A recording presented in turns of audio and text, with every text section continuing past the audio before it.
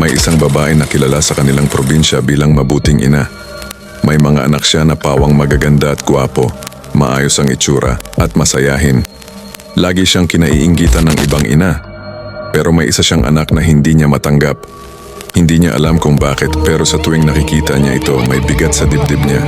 Parang may mali, parang may hindi dapat nandyan. Hindi ito kasing ganda ng iba niyang anak at sa isip niya noon pa man, tila hindi ito bagay sa kanya. Lumipas ang mga taon lalo siyang naiinis sa bata. Hanggang dumating ang araw na niyaya niya itong mamasyal sa bundok. Masaya ang bata. Hawak-hawak ang kamay ng ina. Walang kahit anong hinala.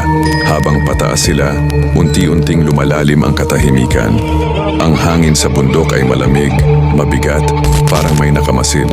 Pagdating nila sa gilid ng bangin, tumigil ang babae, tahimik, tumingin siya sa bata. At sa isang iglap na hindi na niya inisip ng matagal, itinulak niya ito. Walang sigaw na narinig. Parang kinain lang ng hangin ang lahat.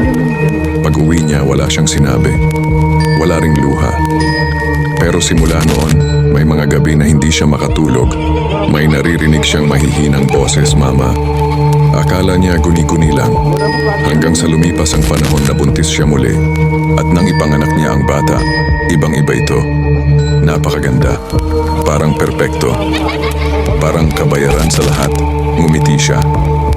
Sa unang pagkakataon, nakaramdam siya ng kapayapaan, lumaki ang bata, at tila mas lalong naging perpekto ang lahat. Pero habang tumatagal, may napapansin ang ina. Minsan kahit walang nagsasalita, parang may tumatawag sa kanya. Minsan, kapag tinitingnan niya ang anak, parang may kulang sa mata nito. Parang may nakatagong alam. Hanggang sa isang araw, muli niyang naisip ang bundok. Hindi niya alam kung bakit, pero parang may humihila sa kanya pabalik doon. Dinala niya ang bata. Habang umaakyat sila, hindi mapakali ang hangin. Parang may bulong sa paligid, paulit-ulit, hindi malinaw.